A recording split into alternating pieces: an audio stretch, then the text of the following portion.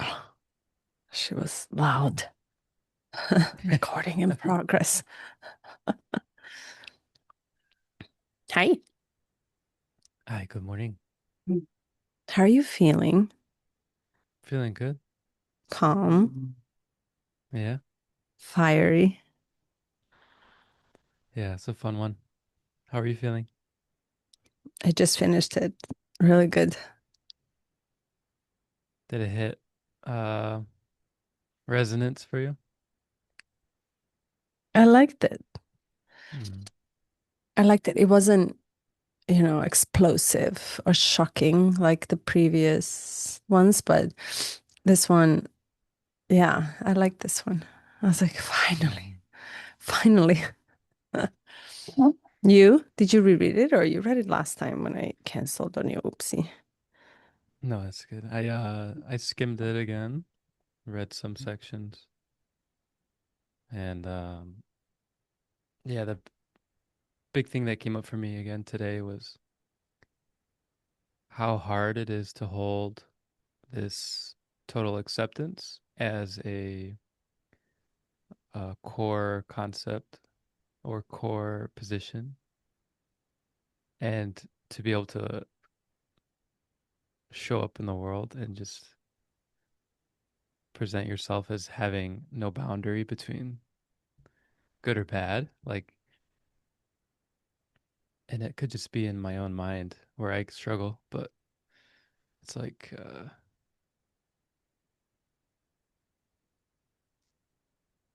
I feel most people are like, you have to have some level of like, that's bad and this is good. And I'm like, I just tend to come at it as much as I can from this angle of Tantra and acceptance. And it's one thing to read it in a book or even meditate on it.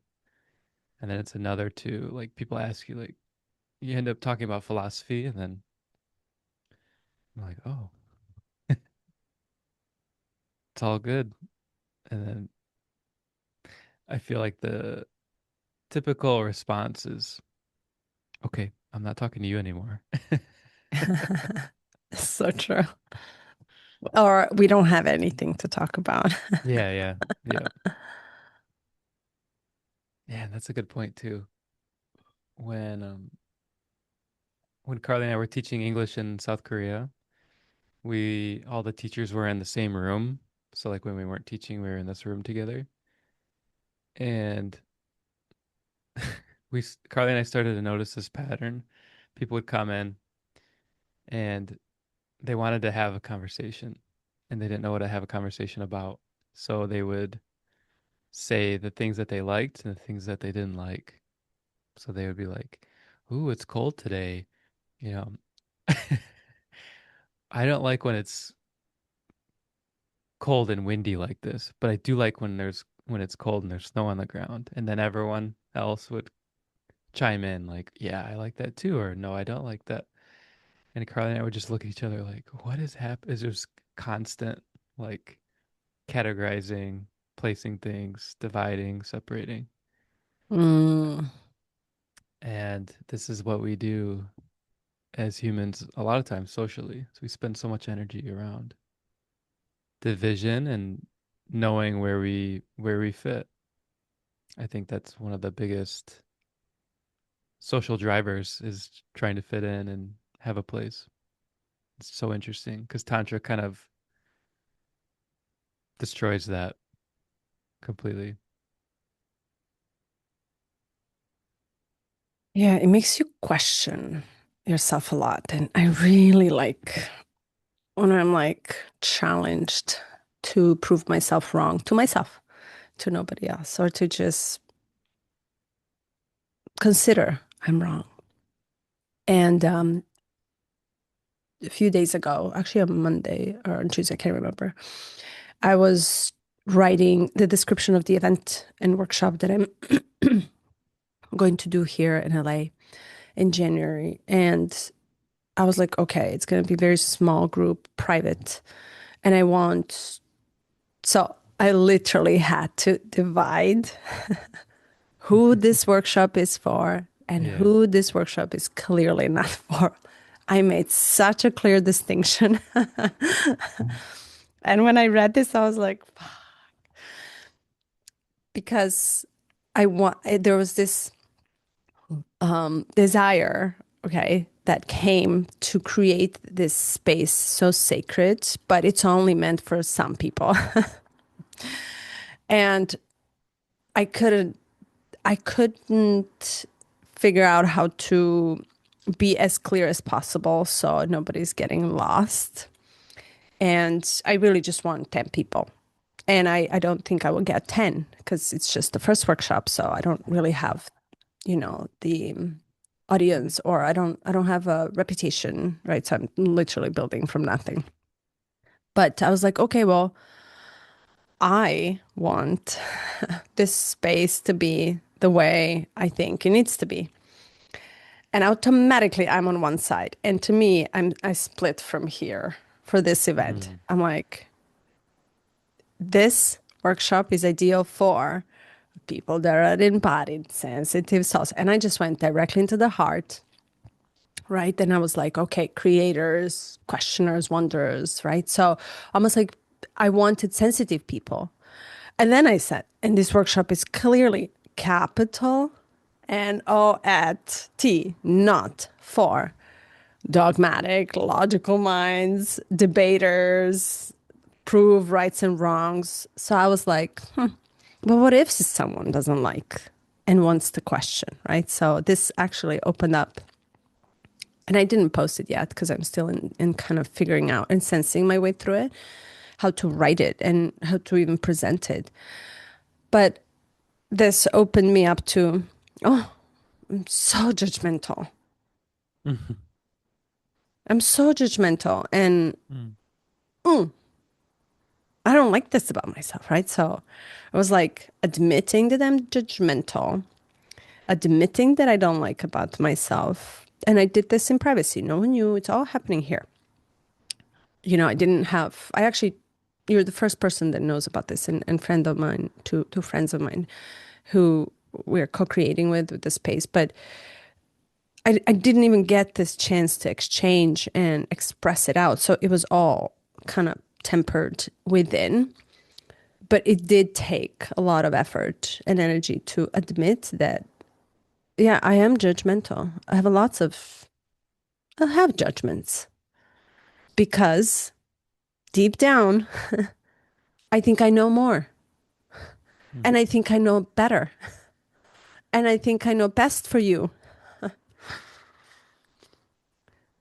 Every time I get to this conclusion, I'm better. It literally wipes me off humble to say, but who do I think I am?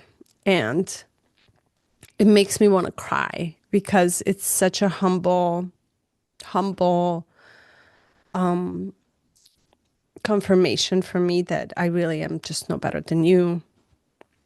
And, like I'm no better than anybody else, even debaters or people in the mind. So this is very, I guess, this is why we started doing this, because we can kind of collide the two and meet them in one and confuse the mind enough to loosen up the power and grip that it holds. At least that's the reason why I wanted to do this, because it does question your grippiness and your strength and power into one-sidedness, into extreme or one side of something, and it doesn't really combine both dualities in it. So yeah, it was Mm. interesting to read it, and also painful, and also very much, oh, okay, I see it. Doesn't feel good to be judgmental because we're told we're not supposed to be judgmental. Now I feel bad because that's wrong. Like you almost get so, I got so all over the place with this acceptance and acknowledgement, and it's almost in and out, coming in, and it's here, it's not, and it's here, it's not. So it was all over the place. But I like the shuffle. I really do. I enjoy proving what I thought it was, proving that it's not, or not even proving, but considering that it might not be. Mm. Mm. That's very good. Your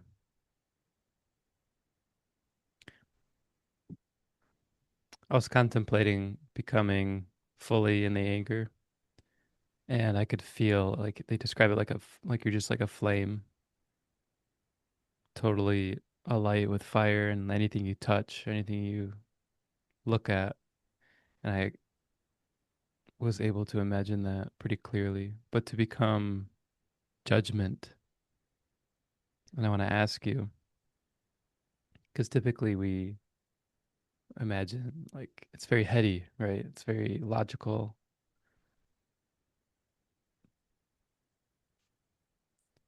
So if it were to be more sensations of the body or a feeling state, the deeper aspect, where would you go with it, or what comes up? I'm actually very afraid of it. Mm, hmm I'm afraid to be judgmental. I'm afraid to be better because I mm, think deep down I know that's not the truth. And I mm, think it really stays in this area. And in the last 2, 3 years, with Neptune in Pisces and this delusional, what's right, what's wrong, and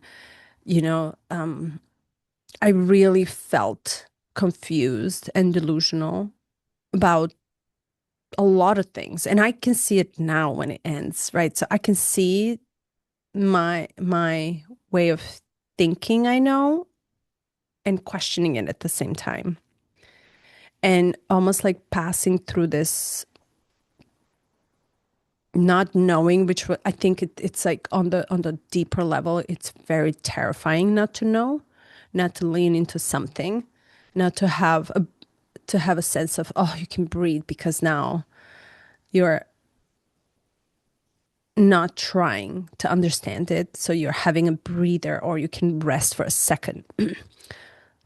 And when these states occur that are uncomfortable for me, something happens when this whole story funnels right back.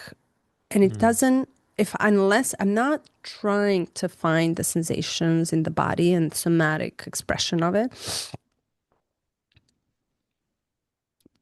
and I notice that I'm more comfortable understanding and changing the narrative about it rather than actually feeling it deeper.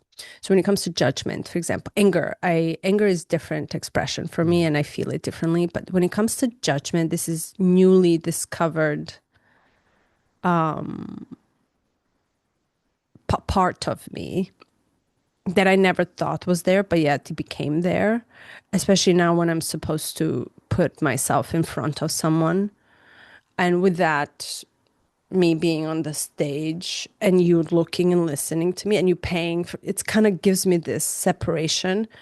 And I'm having a problem with that. And I'm having a struggle to not sit at the round table and hold hands with people, right? So,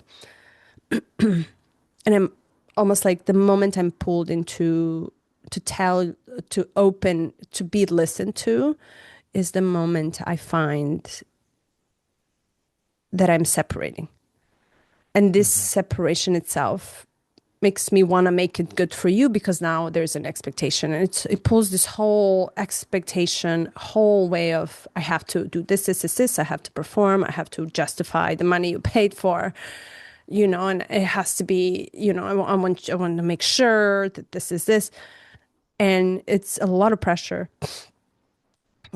I think, on the mind to perform for something that it is not. And, it's hard to get out and to see, you know what, fuck it. It is what it is. You're going to pay for it. I'm going to loosen up. And if I boo boo in front of it and misspell the word or say something, which is most likely going to happen, it is. I'm just going to own it. But this preparation to that moment is like lots of tension, lots mm, of separation, rather than just like, oh, but I would want to buy for my workshop and want to pay for it, right? So I want to be with people rather than be separated.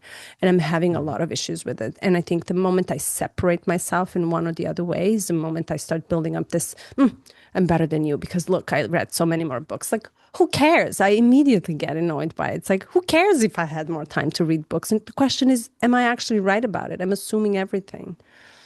Hmm. So a lot of this mind goes in. So I have to be so aware of how much funnel I have to actually spot and kind of just filter out to touch the roots of it. And I think the moment I start thinking about why am I so judgmental, it's very terrifying to all of us to actually get down into the root. Yeah. It's beautiful though, the realizations, because when you're saying funnel back and root in, you're bringing it back to the heart, it seems. And Mhm. that is the origin of the desire to do it in the first place. It's it's brimming out of your love for humanity, your love for this process and this experience and other people's growth. And if that's the like the base layer that you're building everything on, then any construct you create on top can always be deconstructed and you can come back here and create anew. And I think when you're doing a live workshop, that probably will happen. Is you'll at some point be like, oh, this isn't what I thought it was going to be, or Mm. oh, surprise over here, you know? Mm, yeah, that's great. And it's true. And the moment I feel I come into the heart is the moment where relax a little bit. Hmm. And he really narrows down these exact things. It's like these contrasts from away from the center, from the heart that we build up, you know, unconsciously and consciously and automatically, and we build them up so much that that's the weight that now we have Hmm. to deal with. And this comes with, my cousin yesterday asked me, "Are you jealous?" Out of blue, she asked, "Are you jealous?" And then stated, "I'm not jealous. I really love everyone's success." Hmm. And I was like, "Oh my God, I love your question. I love your question. Let me think. Oh, didn't I write an essay, also being so judgmental about inward and outward, immaterial and material, the whole opposites. It's like, oh." And then my answer was like, "No, I'm not jealous." But for those who are, I'm like, oh, fuck it. It's like mine does want this. And Hmm. it almost Yeah. like the moment I start using to explain what is happening here is the moment it's going to lead me one or the other way. And it's going to want to seek this opposition. But if we're able to hold this and this, then you start laughing. And that's exactly what I wrote to her. And I said, when you realize that what you thought is true is not, or everything that you thought is sensical is actually doesn't make sense, you'll start laughing at yourself. And, Hmm. when you get to that laughter, is actually what we started doing with this. Like, let's confuse the mind completely so we can loosen its power. Because it's funny, you end up being laughing at yourself and at everything around you because you thought something was so this way, and turns out it's not. Hmm. So very interesting. Yeah. But I'm curious, how do you deal with this anger? How do you find it? How do you play with it? Um, anger. Hmm.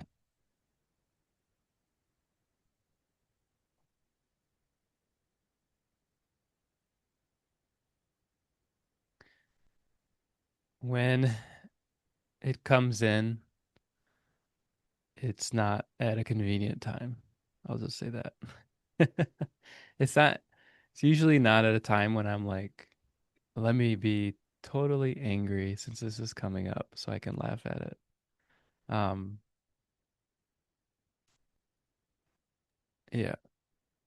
But I am noticing more and more when this state is happening, when the state of anger, and can see myself a little bit more clearly, but there's still,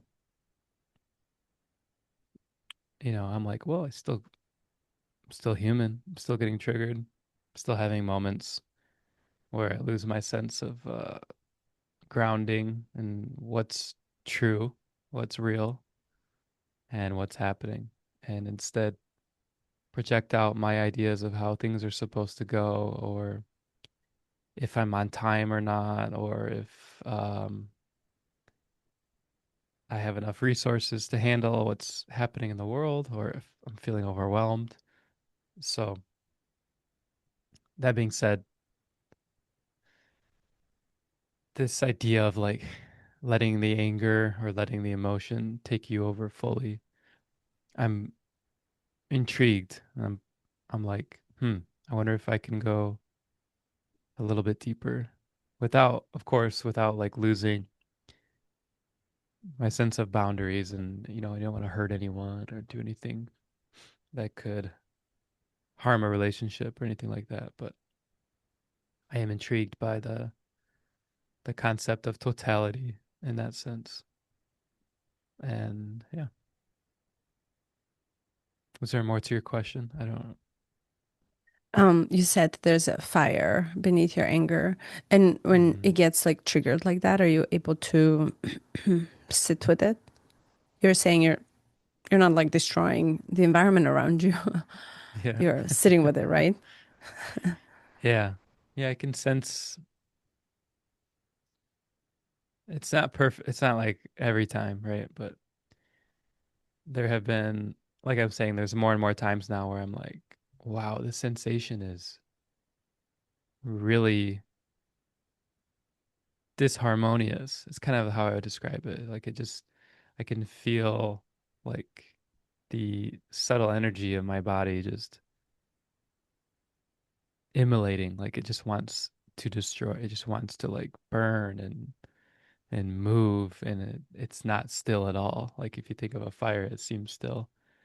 It's so much movement, rapid movement, randomness, and chaos. Um, so yeah, it's like, how do I even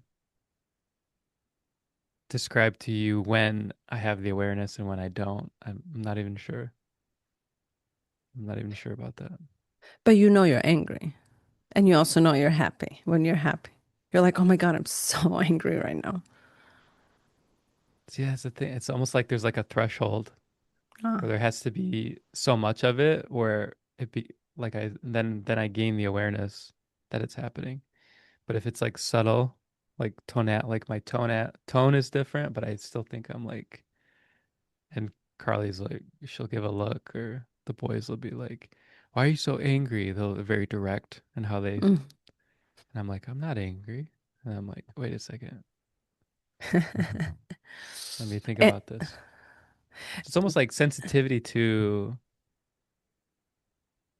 the sensations it's like the sensations are occurring, and I go on with my day and not having the awareness that the subtle shift has happened, but then being aware enough to let my environment be a feedback tool to then notice and do something about it. Yeah, and is it hard to accept? Yeah, it sucks. Yeah. Hmm. Mm. So would you ever accept it publicly? Even though in your environment, out loud.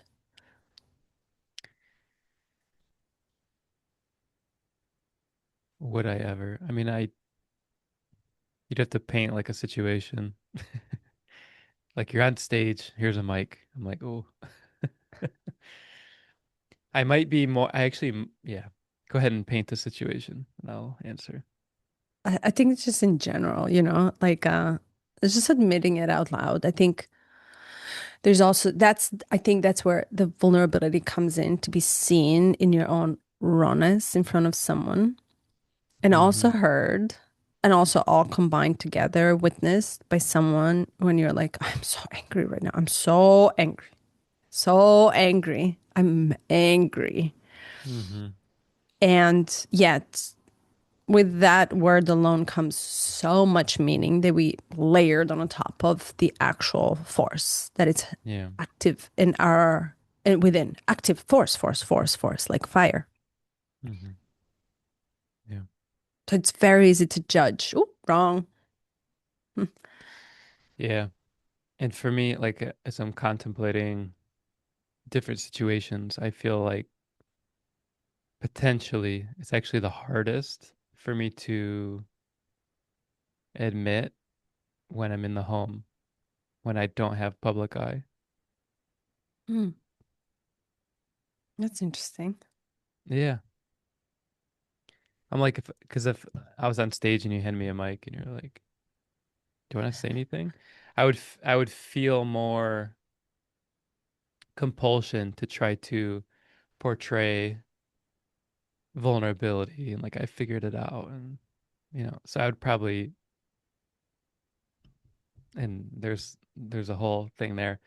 But at the home in the home I have nothing to I'm not trying to prove anything. I'm not trying to display anything. I'm just me and I'm fine. You guys are all messed up. Yeah. And your moon is what? Taurus. Deep emotions. And your public is your Aries rising. Yeah. So you don't really actually give a shit. Yeah, I know. That's You don't give a shit what people are saying. So this is me. Bam. Full stop. Full stop. yeah, yeah. I love it. And I was at work yesterday and a friend of mine was saying, I don't know how we ended up just eating lunch together and a bunch of girls on the left side and they were all chatty chatty and a friend of mine comes in and says, oh, because he's a good connector. And he mentioned, oh, well, talking about everybody's talking about astrology now. Everybody's talking about astrology. Hmm. And then At work. he, everywhere Hmm. at work, especially at work, people are all into their astral goals and stuff like that. It's like, it's very, very prominent right now. Oh, people want answers. They want answers. What's Yeah. happening? Hmm. So he is always praises me for astrology, always. And I always correct him and I say, it's not astrology, it's psychology. It's not astrology, it's psychology. Because God forbid if I say it's astrology. I like the astrology, but I also want to give it the space to become an archetypal option, not just Hmm. all that there is. And I've been, like almost like not rejecting it that it's just this rather than opening it to this, but by just rejecting to say it's astrology, which it is. Hmm. I am becoming judgmental. So this is where I'm judgmental for a lot of things because I want this to be this. And even if you want to break the structure and opening up to no structure, that's still the force that I'm trying to imply on someone. And by that, it makes me feel, I don't know what any other sense I can have other than the judgmental. It's like, oh, but I think that that's wrong. So I'm going to open it up. And it's very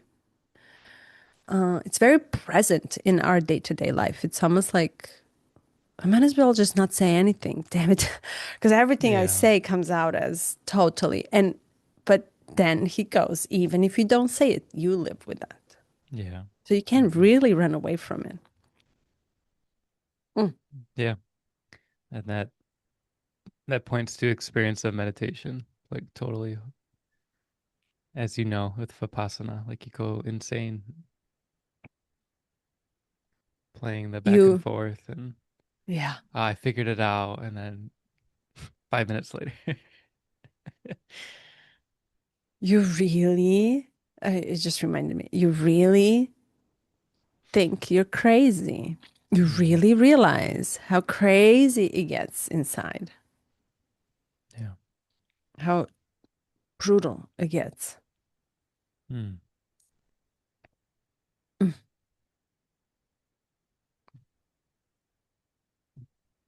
Okay. Well, but I wanted to ask you, go ahead. Always at the same time. Yeah, you go. I'll save You mine. go. I know mine's like rock solid. It's gonna be there. So I want you to go Okay. first. Um, do you remember 2 years ago when I walked you through the anger? anger punching Yeah. pillow.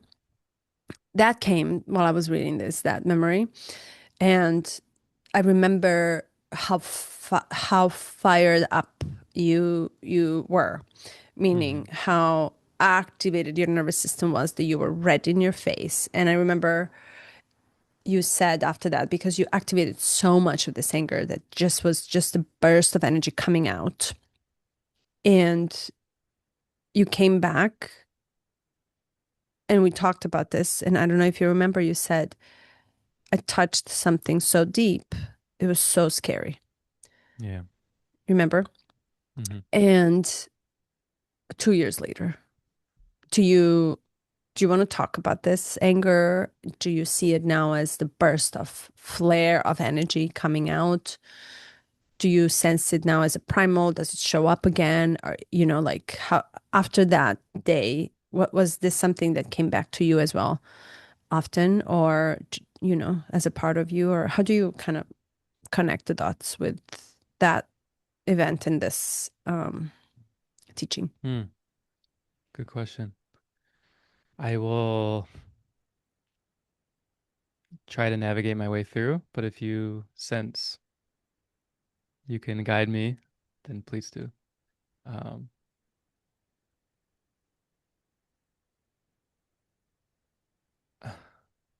I think for most of my life, I've repressed emotion, and that was how you deal with it in my household, is repression. So, um, in a sense, it was like uncorking the champagne bottle and just like letting the top explode, and it was really needed at the time, and probably could have done quite a bit more to really get the totality, the total sense of anger. But I remember watching you model it, and you're like, "We're gonna punch a pillow." And I'm like, "Okay." And I had my expectations of how you were gonna punch a pillow, and then what you actually did, I was like, "Holy shit, she's going hard on that pillow." And I was like, "Okay." And I felt like I needed to kind of like match or surpass what you gave me. I And love in it. doing so, Mm. it's like the emotion and the emotion behind the action brought up was like subconscious fears and frustrations and challenges. And in that I think that's what the fear I was talking about was this place that I've repressed so much. I didn't know how to access it. And a little bit afraid because it felt deep. And when you're in it, like Osho talks about, it doesn't feel like there's an end to it. It's not like, oh, I just need my 2 minutes of pillow punching and then I'll be good. Although that is what happens. But when you're in it, experiencing it, it feels like you lose your sense of self completely. Mhm. So yeah, that practice was interesting, and I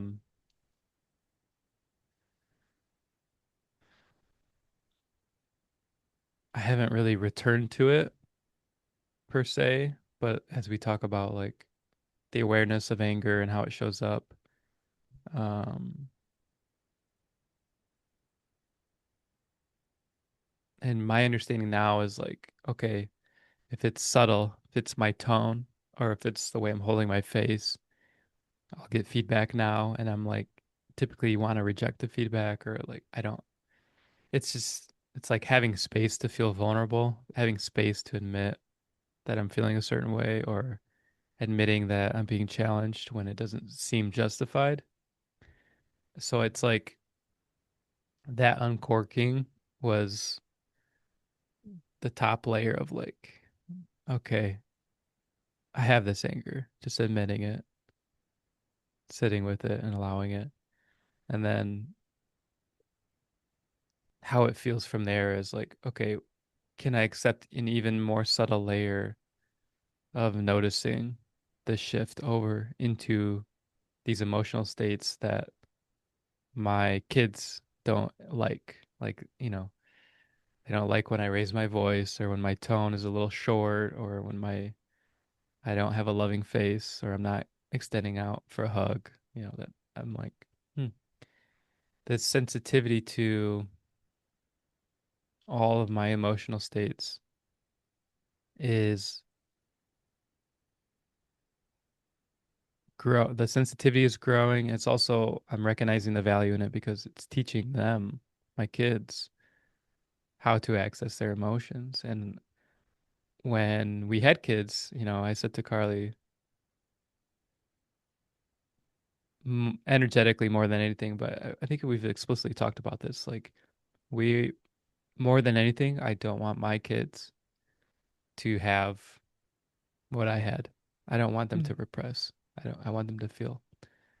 And so therefore, I must model it. I must go into it. And it's the hardest thing because they can access it so easily. I'm Mm. like, kids can be totally angry and drop it in an instant. And of course, I become judgmental about if it's appropriate or not, or the extent of it. And I'll even find myself saying, like, uh, okay, like, it's good to cry, but I don't know if you should be crying about this thing. And I'm like, what am I saying? Like, why did I just say that? Because it's usually not the thing that they're crying about. It's just they have this sensation, they have emotion. Could be from something else, some other part of the day.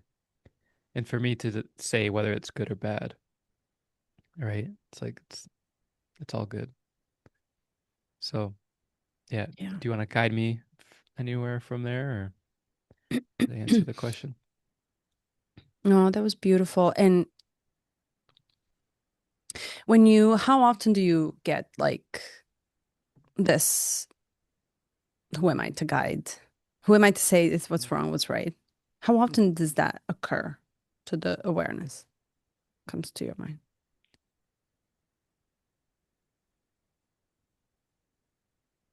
Not very often. I don't. But It's hard to place it. Yeah. it does happen. And I think Mm-hmm. there are not specific conditions. I find it interesting because when I think it happens as an autocorrect for me when I go too extreme. Mm-hmm. And I'm not saying when I go too dogmatic or too separated, there's this sense of being separated from the whole or from the group. And when I go too extreme and I think I know better and I want to control more, this awareness occurs to, hey, but who am I? So it almost gadgets me back to say, oh, wait, loosen up a little bit. You're too grippy or you're too controlling or you are too much. You think you're bigger, better. This extreme awareness comes the awareness of the extreme separateness comes as a trigger for me to start thinking, oh, but wait, but that's you, it's your experience. It's almost automatically brings me back to cancel abort everything that you're trying to do. That's why I think to me, that's why I ask, how often does this occur? And when it occurs, it kind of brings you back. It almost resets you right back into the center, as is how I feel it. And it does not happen that often. Hmm.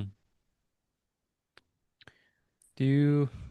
I'm so curious. Like, it's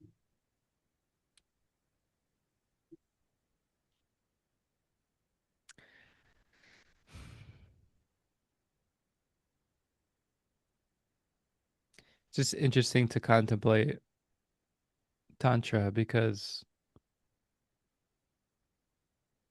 where my mind goes next is, okay, what about the gurus? What does it look like for them to get triggered? Do they get triggered?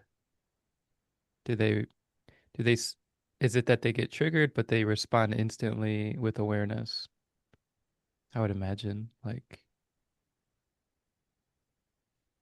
yeah, just, I'm like, what's that stemming from? It's stemming from like, what is the purpose behind, like, Mhm. Is it unawareness or is it not knowing? Like, what's the purpose behind just not having total capacity to feel everything perfectly, place it where it needs to go, you know, like have complete order in our lives? Does it stem from Mm. our trauma or just is that what it means to be human?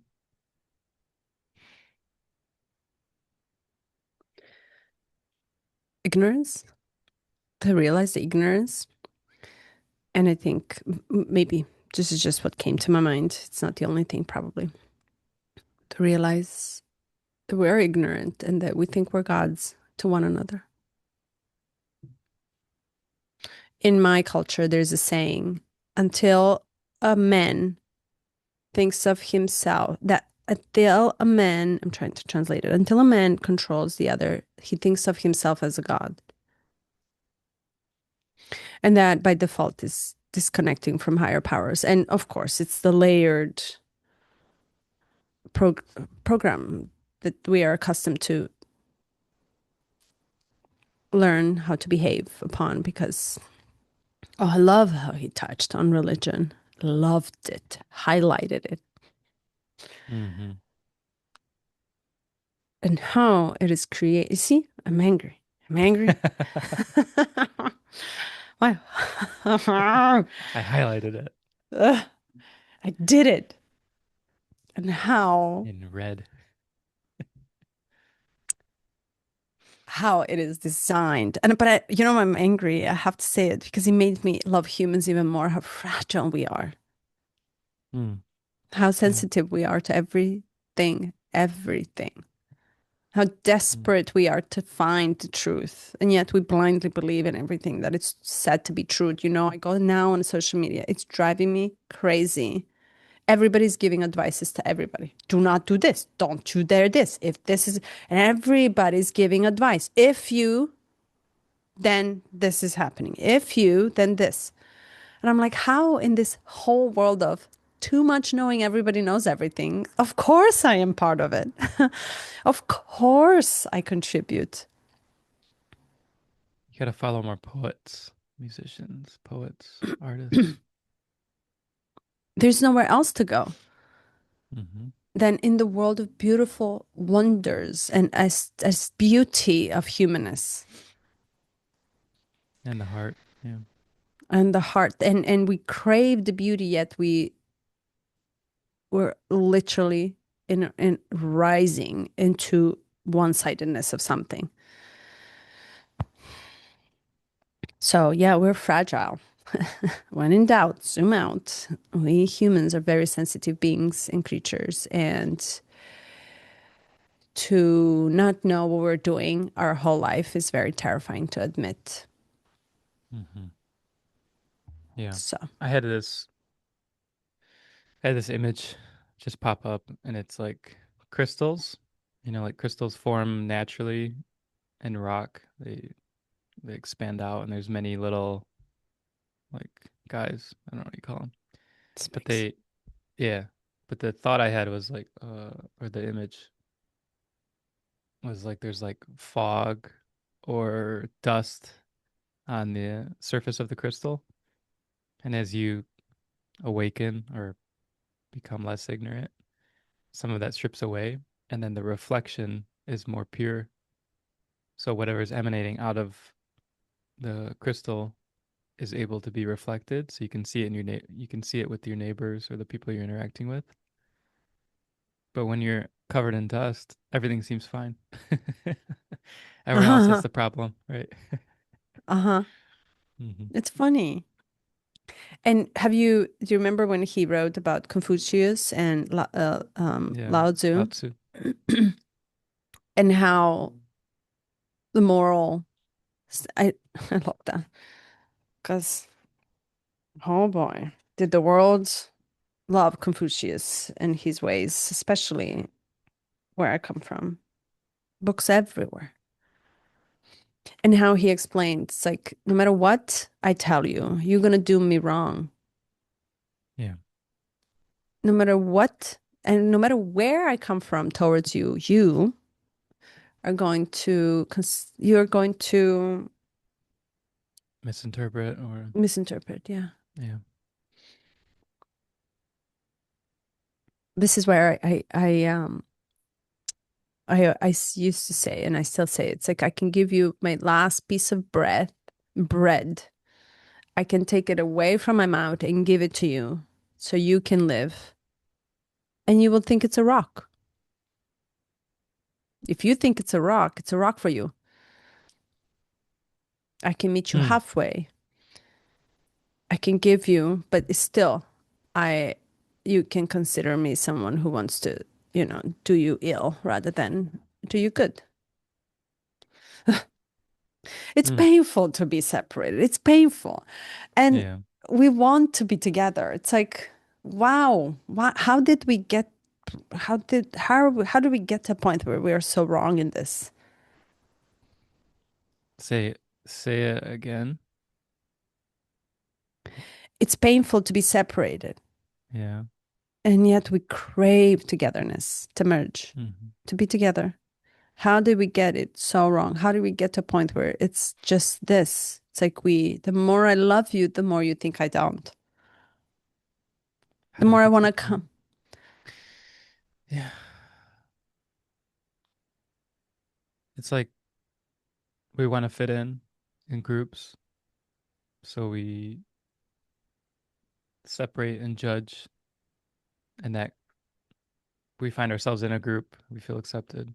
So we continue. It's a positive feedback loop. So we continue to separate and judge until at some point we're like, oh, we've separated ourselves completely.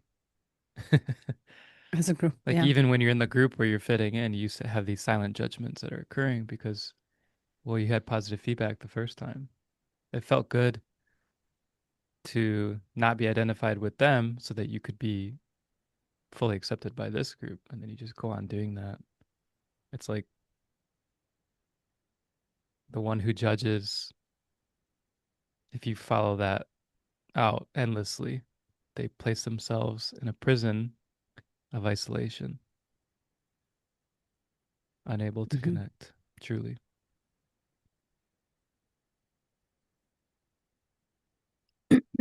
And per Tantra or OSHO, um, he does give a little story about where this came from, how this good versus bad got separated, and how, you know, you're good, how this was taken advantage of by the system, And Adam and religious Eve? systems. Yeah, you want to Yeah. touch on it? It's a cute Go story. ahead. Yeah. No, I want you to go ahead. Mm. Yeah, the way I see it is they were in the garden and it just was, it is, and they were. And then they ate from the tree of knowledge and gained knowledge and immediately decided what was good and bad and saw their nakedness as bad and saw them being separate as bad. And then they started to hide from God. Isn't it interesting? To hide from God because you judge. That's kind of right. That's like the origin of judgment itself, the truest origin. And then he goes, they were so innocent that they didn't know until they learned. Mm-hmm. And the moment the knowledge or the apple from the tree of knowledge was eaten, they were banned. They started learning the wrongs and rights, the goods and bads. They started closing and were banned from the Garden of Eden. And then he compares this to an innocent child and innocence, which is ignorance, because they don't know. And the moment they start developing and we become an adult and we think we know everything, you almost have to pass through that school of knowledge. The more you know, the more you realize you don't know, Mm-hmm. which I think it makes so much sense the more you learn. Mm-hmm. And what's interesting, the more you learn, the more you're hungry to know more, the more you realize you know nothing. nothing at all. Hmm.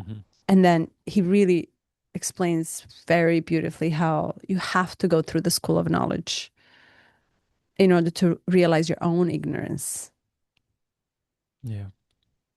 and then come back to innocence. That that ignorance then becomes different from the innocent child being innocently ignorant. Hmm. Yeah, I think there's a Bible verse that says it's as hard for a rich man to enter the kingdom of heaven as a camel through the eye of a needle, something like that. And I used to think it was all about money, but I think the richness is about the mind, about the knowledge. And the kingdom of heaven is available in your heart, in Mm. your body, but you have all this richness, so it's impossible until you let go or learn to let go. Of all that you know, Yeah.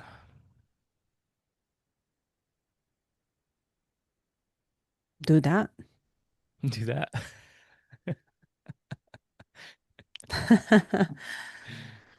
I always have this. My mom said years backwards, she's like, years ago, keep learning. One day you'll stop. One day you'll just no longer want to have desire to learn anything.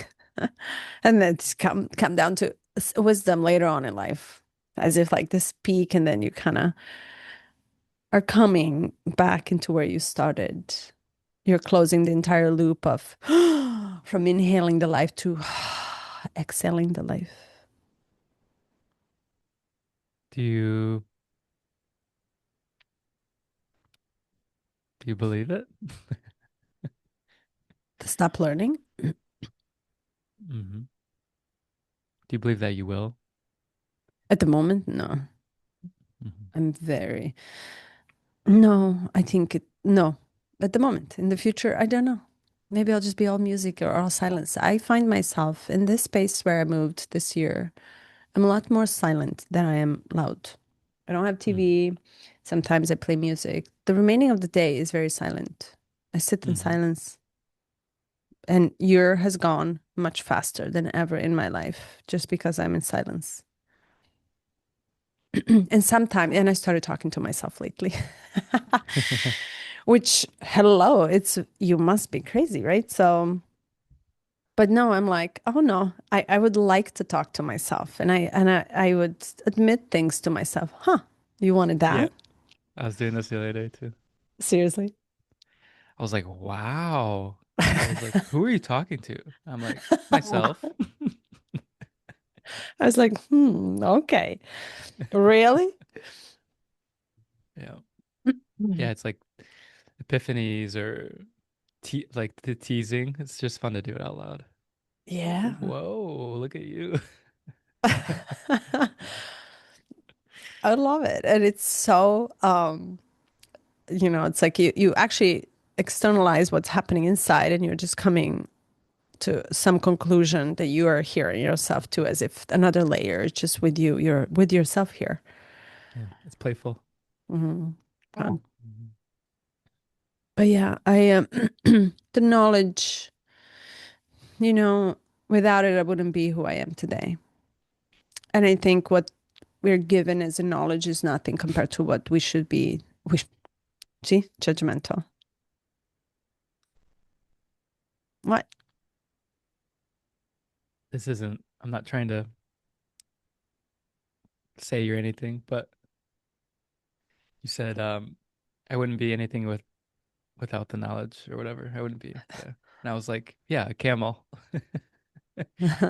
Like a camel going through the eye of a needle. Yeah. Mm, Just playful though. yeah. I get it. Yeah.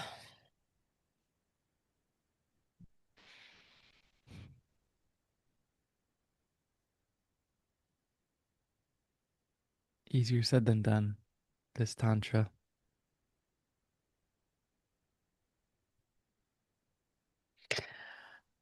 Does it like ignite more curiosity for you? More curiosity. Yeah. It's not like hunger though. It's like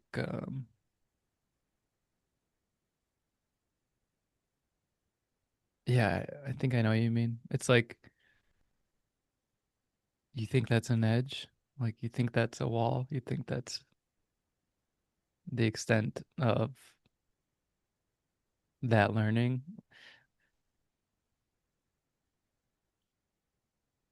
It reminds me of in the Matrix when they're having their fight, when he like learned kung fu and then he's fighting Morpheus and then Morpheus says to him, "You think that's air you're breathing right now?" And he's like, "Whoa." It's just with Tantra, I just feel like it's holding the question, holding the eternal question and not grabbing at an answer. Mm, And I think well said. it's like the state of curiosity, childlike curiosity. Mm, well said. It's definitely, to me, it's definitely a path to full circle, to come to the beginning, to bite the tail and a head Mm. together, right? It's almost like, huh, two ends meet. And you're speechless. I like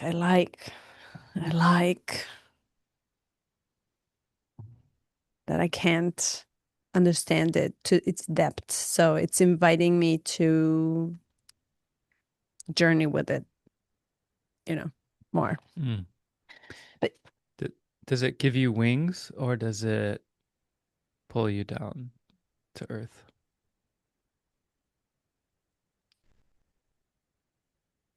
it opens a space. I think it lightens my loads. So it makes me expand sideways. It makes me feel I'm expanding in a space. It's not heavy. It's not light. Somehow I can, somehow it's like in between. I don't feel, yeah, somehow it shrinks me into this state. What, Yes. what, Good. Keep going. which, yeah, which I have no words not only to explain, but I'm really not having any opinion about it either. Somehow Mm. it eliminates what can be, it eliminates what it was, and it just, in that moment, it Yeah. lightens the load. Oh, Yeah. At first you said expands the space, and then you said makes me smaller. shrinks me, yeah. Yeah. And it's not, those are not like actually separate. Those are kind of the same phenomena that happens. Huh. The Mm. space becomes bigger when we become smaller, and vice versa. And I wonder, how is this when practiced? Which one? This, you know, from so far, this is like a page 135, 137. And for the 100, almost 150 pages, we were talking about coming back into the present, into the center, and centering into what is in that right moment that will never be again, rather than incoming and calming the mind down. So a lot of these techniques of the third eye, of the inhales, of the gaps, of these like switches of breath in and out were very bringing you back into the present moment. So far, last night I was sitting in the bed. I was laying down in the bed and I wasn't really tired to sleep, but I was like, oh, let me just practice. Great time. And then I was like, let me see if I can die in my body. And let me see if I can kind of just loosen up all this pressure that I feel in the body, in the biological body, in the mass, in the matter. And well, let me just see if I can soften so much to fall into nothing or fall down into something that I feel less. And it was interesting because right then, in that moment, I just came back into the present. So a lot of this techniques are really very, how I understand them now, is they're very helpful to come back into the present and realize what is happening in that right moment of being you, of your aliveness, of Mm. your awakened conscious mind.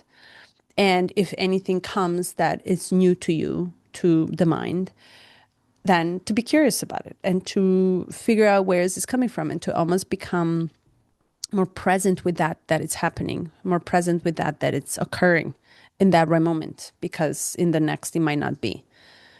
And that's why it ignites this curiosity. And I can see the shift as I pass through the pages, and we still have, this excites me. This excites me. And just to try it and just to not learn how to use techniques, but to test what my knowledge of what I know and how good everything that I am. I mean, how helpful it is for everything that I know is to simply just come back into the present, and it makes me confuse everything and all the complexity that I layered on the top of the present moment. Which in the present moment it doesn't matter what you know when you really think about it. So it makes me excited to try add more layers to my knowledge just for so simply I can give up of everything I know and be in a present moment. So how the question comes to how easy it is to sustain the presence,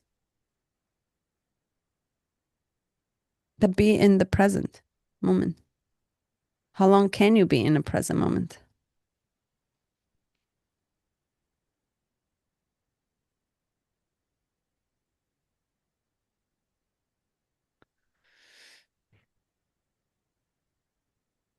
Forever. Can you?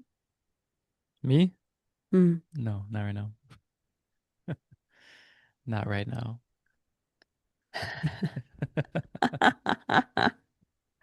Later. Yeah, later I can. But can you accept Right now, I'm a, yes. that I Later, no. cannot be present? Later,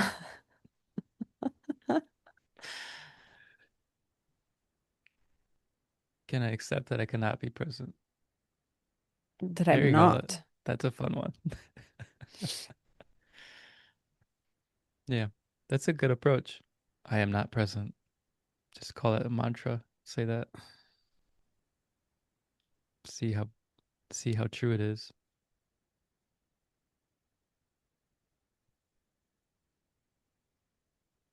So interesting. Mm. Let's say, OSHO, I tried something different. I walked around and I said, I am not present. I'm not here, I am not here. here and now. Hmm. This is not a dream.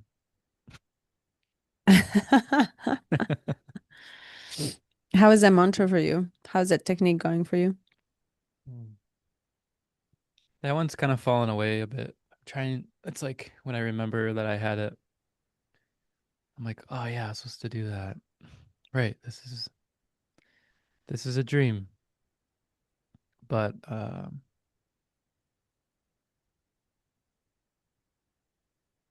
have this strange sense of like awakening to a part of me that wants to dream still,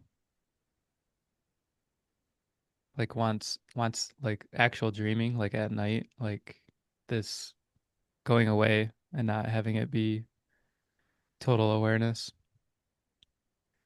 And it's funny because I'm like through Tantra, I'm like, okay, can I accept that part? Because for the most part, I've rejected that, denied it, and wanted to change it.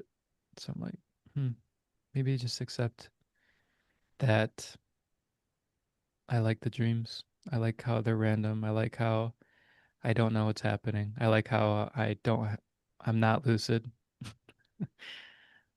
Just admit that and see where it takes me, or just be with that for now.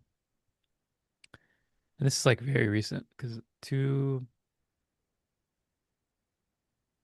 nights ago I woke up and was like, yeah, those were some good dreams. Hmm. And it was like when Neptune went direct, it was like the dreams were just remembering like each each dream. I was like 10 a night. And yeah. You know what's interesting about Neptune? Hmm. It is Pisces second or one of the rulers, Jupiter and Neptune. And Neptune is where the creative lies, literally, and lives. Creative, where Mm-hmm. out of which you create. So it's not Jupiter, it's the Neptune that brings the creative chaos, right? And when it was in Pisces, you see, and this is another thing too, it's this identification with definitions or tagging or just etiquette that we put on something as we know finite in order to feel better because to control it. And David White is really good in saying this. The moment we put the definition to something is the moment we want to control that thing, Hmm. especially untangible. So when we call delusion bad, we're almost dismissing the whole creative process that hides behind in that exact thing. And it always makes me wonder. We're so logical in our brain. We live in the society that is activated with the right side of logical thinking. I mean, sorry, left brain. And it's almost like there's this like I just wrote about this last week. There's this like fine little crater that goes in our brain and Mm-hmm. it's perfect and it's deep and it's almost like clear cut of the of the two sides of the Hemispheres. Yeah. hemispheres. And it has a name. I think it's like Sakos. I forgot the. Actually, let me see. I wrote it here.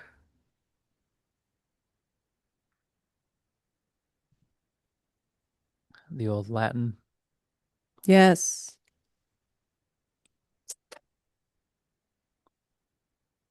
I'm writing the essays about it. I'd never told you this. Do you think Latin is beautiful? Yeah, sulcus. It's called Sulcus. sulcus. Sulcus. So sulcus is like a clear crack in between the two Soul, sides. can you spell it? SOL? S Sulcus. Sulcus. Mm. Sulcus. And it's a clean crack between the two hemispheres of the brain. And yet we're everything around us in the world we live in is designed based on the left logic. Must make sense. The science backs it up. The religion tells you it's right and la la la. And yet we so dismiss this entire part of our brain that it's still part of us and that we go into when we dream, that we go into when we create, when we express our creative forces. So the only acceptive aspect of this right side of brain expression is if you totally identify as an artist, which almost is accepted to live in the world of delusion and illusions and cuckoos. And it's just why you don't wash your hair. All the artists are all like almost like, like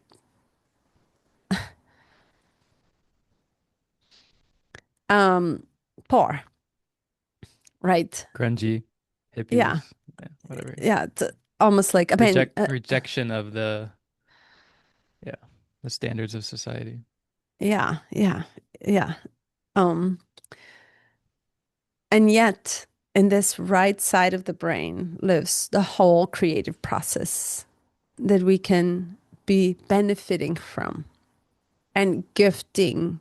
and altruistically oriented and not selfish and abundant and everything else. So when the Neptune was in Pisces, which was so confusing to us, especially actually, to Pisces the most, other than other signs were just illogically. It's like, no, this doesn't make sense. Automatically we're rejected. But we got into it real deep.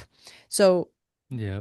online media is saying it's wrong, it's wrong, it's wrong. And I'm saying it was the most confusing time of my life so far that I'm aware, and is in which I learned the biggest lessons of my life.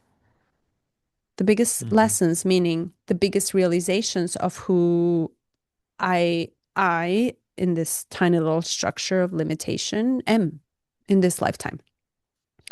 Hmm. So it was so almost like that lotus flower out of the mud, right there, where it's the Yeah. most confusing, where is the most painful. It was painful. It was the most painful years of my life. Painful, but not in my logical, egomaniac, controlling brain. It, it was painful to my existence, to my soul, to my heart. It wrenched me. It's like Hmm. you're putting all this nonsense and confusion and delusion into my heart. But it was the most realistic expression of my own depth, right? Of my own, I don't know how to explain this better. It's like I've realized how deep it can go. And it also helped me realize, is this the part of me that I'm not accepting and that I want to continue growing and developing? But it was there. It opened me up so much more to it. So yes, I can't wait for it to end, but I also know it was the biggest teacher so far for me. How did you feel though? You're Pisces too. Was it, so I was going to ask, is it 8 years that it transited?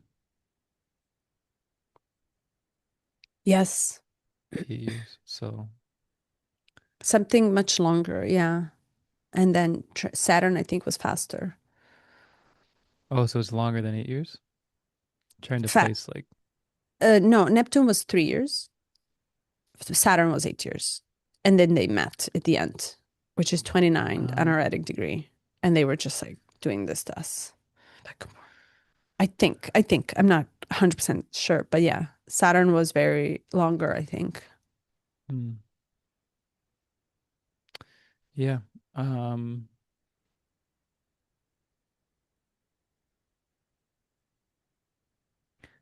do you remember the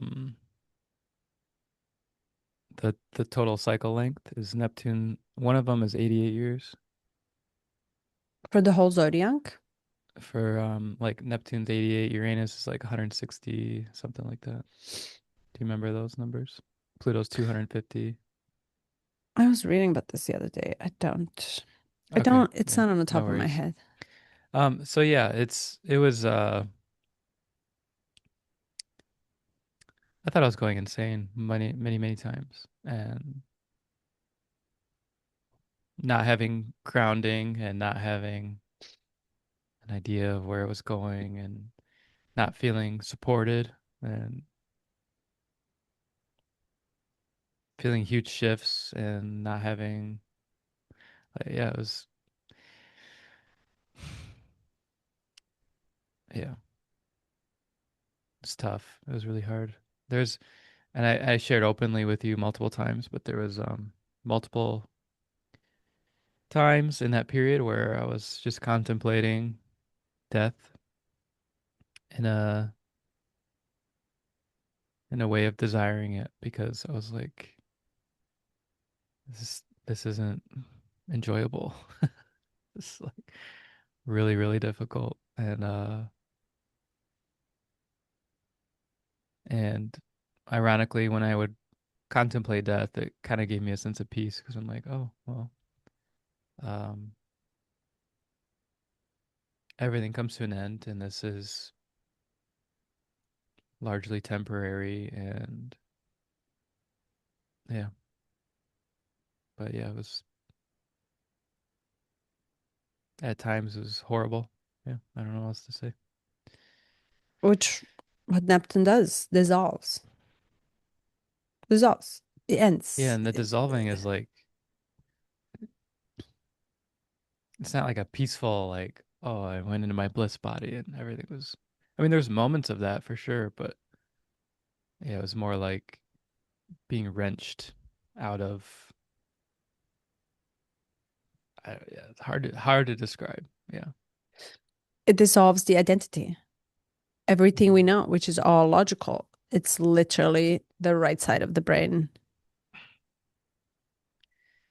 Yeah. Yeah, there's times of like feeling like my brain stem was being pulled out of my body. It's like, oh, yeah. And then Lord of Karma comes in and meets it together and enhances everything, which I thought was brilliant. I mean, divinely orchestrated, brilliant, brilliant. Hmm. So, um, oh, it's just gonna get even more. I think this year, if you really look at the transits, all the planets are so almost like aligning together, which is potent power and energy. And when you move next year at this time, it's different setup of the transits, but they're all now combined together. So they're all right now just transiting Sagittarius. They're all together. They're so close in conjunctions together. It's insane. It's like Hmm. Yeah. literally all of them will affect your aspect in one house, the other house, the third house. Where is your Sagittarius? Do you know? Well, I'm Aries rising, so it'd be the Oh, ninth house. ninth. So Yeah. your beliefs, your beliefs, they're moving from eight to, and then it's going to hit your 10th, which is your work. So in January. That's Capricorn. It's going to be two, two, two. Right on I time. Speaking of, I've been you big. I know because you when you look at my chart, I have like all this 10th house energy with like North Node, Neptune, and uh maybe Uranus too. I don't remember. And since studying astrology and learning that from you, and I think the first time you looked at my chart, you're like, "Yeah, I'll do a reading for you," and you were like kept highlighting like 10th house is there's a lot here, like it's gonna be very big, and I was kind of in a place of denial at first for the first year, and then it was slowly grown to accept, and now I can feel, and there's not much I can do about it, that I'm trying to front run it, get ahead of it. Mm. So that's like, oh yeah, I'm gonna do business YouTube channel. Okay, now I'm gonna do this. Now I'm gonna do this. Now I'm setting up this. Like I'm almost like I'm nervous of what it might mean or what it might be, and trying to prepare. So yeah, it's almost like this little aspect of who I am now is trying to prepare for this expansion, but having no clue what the expansion actually entails. Um, and of course, with me being Aries dominated, I'm like, oh, I know it's coming. Let me get ahead of it. Let me let me I prepare love it. and yeah. I love it. I loved your text yesterday. Bam, bam, bam, bam, bam. And I'm like, okay. Okay, Wait, we're great. still good? But you know, it's Capricorn. Your 10th is Cap, which means it will make you do it. And Capricorn will climb the mountain, the Yeah. steepest mountain. You just want to make sure you know what mountain you're climbing because it will die climbing. Uh-huh. And if it's wrong and you realize it's the wrong mountain, it has a hard time accepting that. If it's on the wrong mountain. Yeah, Yeah. Well, I'm still kind of like, as you can see, I'm still hopping around on these little hills. I love that. Haven't found the mountain yet.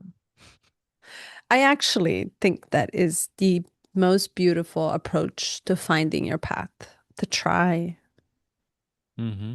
And people are so afraid to try. And I remember when, because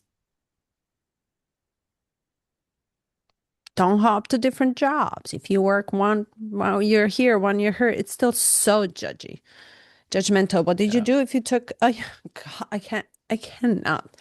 If you had a 1 year gap on your resume, you're considered flaky, Untouchable. Yeah. flaky, and not good. I'm so mad. I'm so mad. I'm so mad. How wrong that is to think. So if I took my 1 year for mental health or for extra education, I had to justify why I took a year off. Just to think, or just to write a book, for example, to use my right side of the brain. So I hated it so much so that I did it.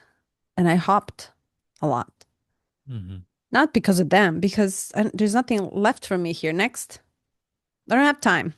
You know, Marina Hmm. Abramovic, I love her to death. She's like, I don't give a shit about the past.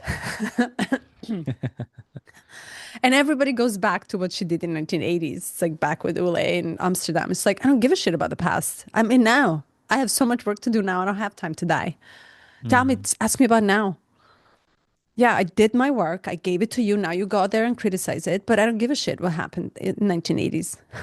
She's the older she gets, the more feistier she is because her Yeah. 10th house is her legacy that she's leaving behind. So your 10th house is what you're leaving Ah, behind. And who it's is your this? Marina Abramovic. She's the performance Abramovich. Yeah, artist. yeah. Yeah, I can feel yeah, yeah. With Aries rising and 10th house energy. I'm like I don't really have time for bullshit and I can feel more like this is what you're stepping into. But I'm still in this like very gentle, nurturing Piscean stage with all the transits and everything of like I think what's happening is like this anchoring of self, who are you, to then hopefully have the right mountain to climb. Mm-hmm. And, back to Tantra, how do you know who are you? You have to experience yourself, which technically means experience yourself in different situations so you can find what it's almost like process of elimination. No, no, no, Yeah. no, no, no, until, huh. And I love to see that because it's so creative and it's very bold to be different. Almost, every month to be different. It's so bold and so unique, but it's beautiful. I celebrate it because I'm doing that. Like I'm doing that, but eventually it settles. The mud and the sand, it actually settles and becomes the earth. It Mm-hmm. eventually settles into the form. But to know, this is where this entire program of coaching came into do it, do it, do it, do it, do it, do it. And everybody did it. Majority of women did it and they jumped into replicate. And it was offered as just do what I do. It's, don't try to reinvent the wheel. It's always that thing that bothers me. It's like, but why not? And even if you try and you fail, it's your experience. Something must be a good lesson for you out there and maybe come later to the same exact conclusion. But right now, it feels good to create just and express the way I feel my life through coming through me. And it doesn't make sense until and I'm almost borderline wanted to ask my mentor or a coach to come in and say, I don't feel doing any of it. I'm not challenged by it. I'm actually accepting that I do not no longer want to do one-on-one coaching. Mm-hmm. Yeah. And then it's all about do the one-on-one coaching before you start doing the group coaching. I was like, well, I kind of want to do it. I want to do it the opposite way. Let's see what happens. So I went way off. Like I think I'm the only person who did totally different thing and I didn't even know what I'm doing. I Yeah. just created and created and created and suddenly I have a template, suddenly I have a color, suddenly it makes sense and these everything is becoming less and less. It's not clear, crystal clear, but it's getting there. And I trust that more than I trust just Capricornian way of I know it all. That's why it's very important to know which mountain you climb. And to get to that point, you have to eliminate a lot of things and try. So keep trying, man. I celebrate it 100% all the time. Do it, do it. Mm-hmm.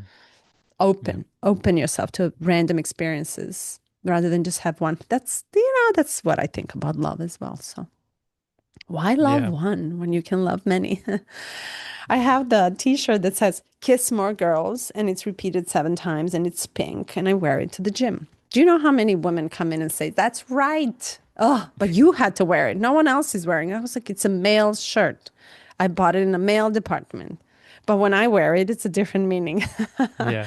It's softer, it's gentle, it's not Yeah. aggressive, and everybody celebrates it. I was like, well, sure, it's true. I'm just missing the word on the back. I want to do it and softly slow down. Slow the hell Pisces. down. Yeah. Uh, Yeah.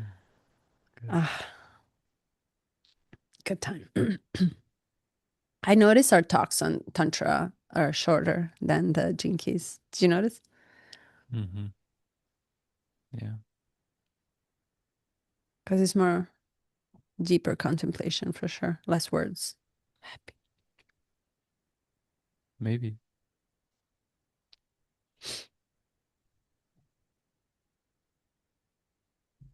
One last thing. Mm. Judgment is kind of the thing that you brought up early and I'm anchoring on. Um, I would just be curious to hear from your perspective, starting with judgment and then funneling down. Could you, and I know we're also recognizing that labeling itself is part of the issue, but could you label your way down?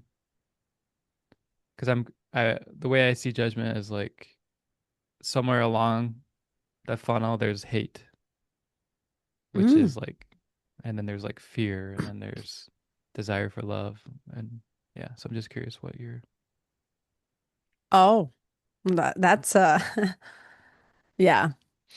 So judgment to me means I know better. Mm-hmm. And I feel alone in what I know because now, because I'm better than you, I'm looking for opponents to prove myself against what you know. And it Mm-hmm. doesn't really come into that like aggressive way, but rather than, oh, when I catch myself wanting to fix or wanting to advise or wanting to lecture or wanting to do anything for the other, that it's outside of myself. I find myself feeling not judgmental that you're wrong, but rather than I'm actually judgmental for myself. I am self-criticizing a lot. Mm. And but to self-criticize and to come to judge my own stand, it's all internal process most of the time. I have to see something in you that I don't like. So it's almost like I'm seeing something in you that I think is wrong. I feel it's wrong and you should correct it. So that literally comes back, fires back at me most of the time. And I feel I am judgmental. So it automatically wipes me down on my knees to say, but who am I? I don't find the hate in judgment. I find comparison. I find competition. I find division. I find hypocrisy in it, right? So I find these are the elements that I find in the judgment, but not hate. No, I'm more afraid of it than I am. Hate is just like so strong. Oppose. Hate is like repel. I'm getting repelled from it. No, I am getting aware more and I'm owning it. Like it invites the recognition and responsibility to my actions more than being like repelled from that. But I'm surprised you have hate in between. Can you elaborate on it? Like, how do you feel this? Well, yeah, what I'm hearing from you, tell me if I'm right with this, is that judgment is occurring, but it's almost immediately, there's like a second, it's not the initial path. It's actually like you have a second order that kind of dominates, which is like the second layer, which is then self-criticism or like I shouldn't be judging, like guilt or shame or whatever you want to call it. Hmm. Am I getting that Yeah, somewhat correct? Yeah. yeah. Mhm. Now when you So, said it, yeah. so in that sense, that's like, yeah, like you laid that out for me and very helpful. But if I think of, for me, what happens in judgment is typically a withdrawal of love. It's just, so like Osho talks about, they're the two sides of the same coin, and love is an acceptance, an opening. And then hate is a withdrawal or a repulsion, like repelling away from. It's almost like two sides of the magnet. Mm. So that's what's, if I'm judging, I'm labeling something as bad, or I don't want a part of it, or it's not good for me, or why would you do that? I'm never going to do that. It's this magnetism, and I'm on the other end of it. I'm being polarized away from you. And it's actually, that is like, there can be, to me, there can be like hate, which is, I want to destroy, or maybe that's what you're kind of thinking of, or there can be hate can also just be a very subtle withdrawal of love. And it's like there's like subtlety because there's a gradient because these aren't separate things and we tend to go black and white. So like hate must be very strong and love must be like almost we associate more like you love someone like a partner, like a love like you're love making, like you're committed to them for your life, but there's a softness in between there. And when I think about what happens for me in judgment, that I'm like, oh, on some level, I've not opened up to the possibility that I could love them because I've labeled so early or I've decided it's different. Um, Mhm. but yeah, it's what I see for you is like this second layer that's happening and that's kind of dominating. Whereas like maybe the judgment itself, you're actually processing okay, like it's not that big of a deal. But then the second layer is what's kind of coming up for you, dominating the scene.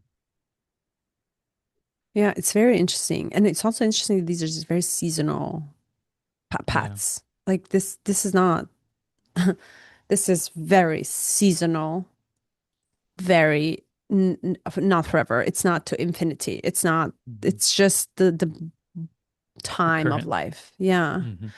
And I like to think of it that way. I heard the other day someone said, "Do you know what is opposite from love?" And she goes, "It's not hate. It's indifference." Hmm.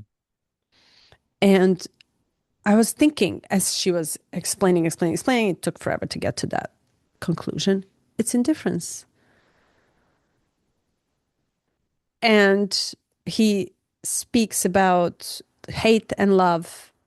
We think that hate and love are on the opposite side, but rather than they're kind of one and the same. Hmm. What if these two are both together? This is where and you begin and really truly can you know your boundaries? You can't really. Where do I end unless it's my skin? Even then I can melt into you, on an energetic level. What is the boundary? And I like that point or perspective to think it's like if I'm either feeling something or I'm not feeling anything. Hmm. Right? I'm either feeling everything that there is to feel with you, just you out of 8 billion people, or I feel nothing. Hmm.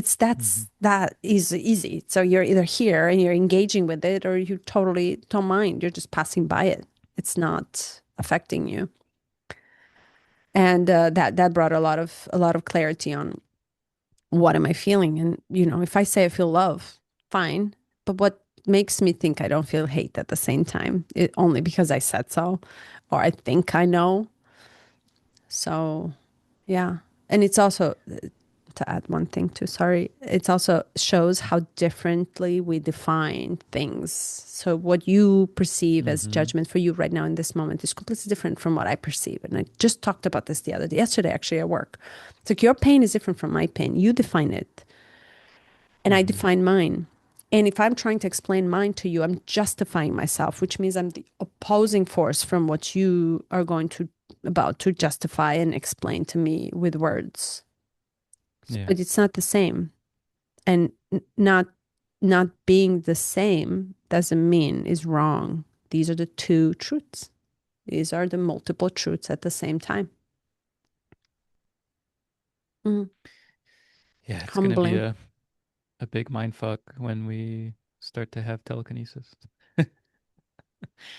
Because Hmm. we'll be able to bypass a lot of the labeling and the cumbersome nature of language. There's a there's an interesting mirror in physics, which I like to go back to, which mirrors this like tantric approach. When you think about hot and cold, typically people associate hot and cold as opposites, but it's actually like temperature, and there's only one thing in physics, which is heat. And then the opposite of heat would be, vacuum, like empty space. And sensationally in our bodies, like if you ever do a contrast shower, sometimes I like to do this. You go Hmm. all the way cold and then all the way hot, all the way cold. Do it 3 times. And by like the third time, the heat and the cold feel the same on your skin. It's Mm. such a cool, like getting to that Yeah. place. It's so cool. Um, yeah, and I like to go back to that. And I like to take different things like physics and then tantra and be like, Hmm. how are they? It's all explaining the same thing in different ways, different approaches. And you must be fascinated by this language of multitudes. Yeah, I am. Aquarius. Oh, right. You love the knowledge. Yeah, I do. Love the knowledge. And the fact that we started this at the beginning of Neptune madness, Hmm. we had to hold on something. And we said, we're not identifying with it. How appropriate.